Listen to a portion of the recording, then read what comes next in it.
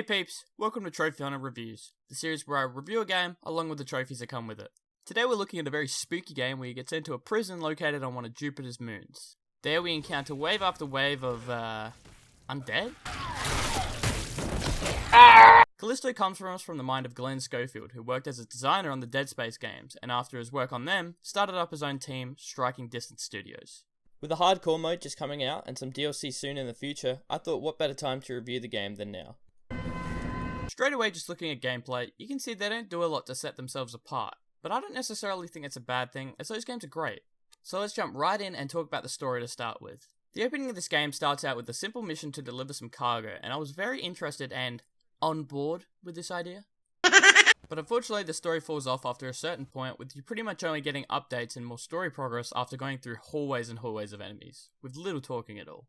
There are audio logs to find which are interesting, and they are needed for the platinum, but quite a few of them feel like filler and don't have much value outside of getting the trophy for them. This is Winston. We play as Jacob, who's played by Josh Duhamel. This guy's most known for his roles in Transformers and, Spaceman? That's a real movie name, by the way, look it up. I think he does great in this game, and the way he hides things from other people and the player is very nicely done, and I think with more time, I could have grown to really like him. The supporting cast, while not many of them, also do great jobs here. My favourite definitely being this bruv here. Bruv, what the fuck is going on? Time for the combat, and oh boy, you better like it because that's pretty much all you'll be doing. Well, that and crawling through many vents and tight spaces. Holy shit, there are so many vents in this game! While it takes a little getting used to, the combat can be satisfying when going smoothly.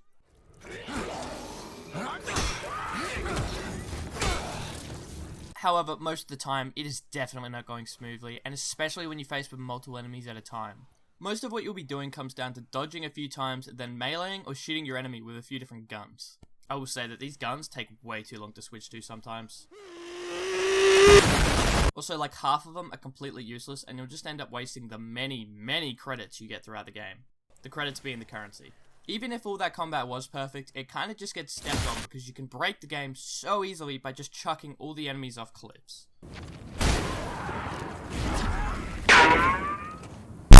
It's kinda ridiculous when you realize you could just stock up on the things that give you power to throw the enemies. This system was a lot more balanced in Dead Space because you couldn't just pick up an enemy on your own, but here, it's just ridiculous.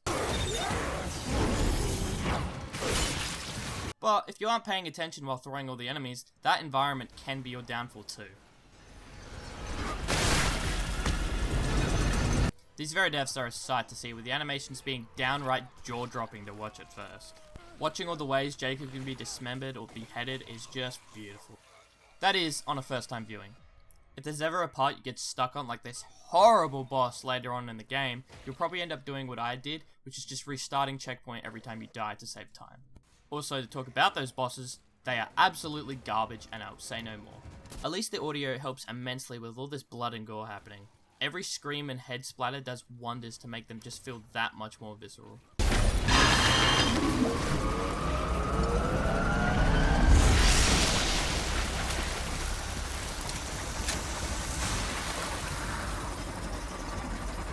Nice. Even just wandering around, the music and sound on offer perfectly captures the horror feeling. I wouldn't say this game scared me as much as it made me just smile about how cool everything sounded.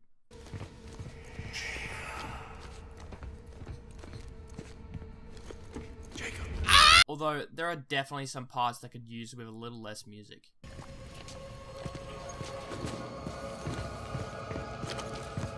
And although everything looks relatively similar, there are definitely a few amazing looking spectacles that will distract you from all the blood and guts you've been seeing. I think a scene like this speaks for what you'll be seeing in the game. Oh god. With most of the actual game out the way, let's talk about the juicy platinum. Callisto is definitely on the shorter side, with this game only having 27 trophies, and you'd think because of that, the trophies would be very spread out and hard to earn, but that definitely isn't the case here. I got most of the trophies by accident within my first playthrough, with a lot of them just being different ways to kill enemies. Depending on the difficulty you play on, you can get this done in about 12 hours with some light guides needed to find all the audio files. The hardest trophy for the plat would be definitely for playing on the hardest difficulty, or maximum security as they call it. It's pretty much the same as the base game, except you take more damage and the enemies have more health. Very typical hard mode difficulty with nothing really annoying that brings it down, so you shouldn't have much trouble. Also, the fact that you can just straight up buy health and ammo from the vendor makes it so easy later in the game when you just have a ridiculous amount of ammo and health. A few patches ago, there was even a glitch you could just play through the whole game on easy, then right at the end you could switch it to hard and you'd get your trophy with no trouble needed. But with all that, that's pretty much it, so let's bring it up to the ratings. Talking about the overall game, I'd give it a 5 out of 10, almost a 6, but the game does feel really lazy towards the end with some very stupid bosses. The difficulty of the plat is very dependent on whether or not you start the game on the hardest difficulty. If you do, I'd say the game's about a 5 out of 10, but if not, probably a 3. So with that, I'll go right in the middle and give it a 4 out of 10.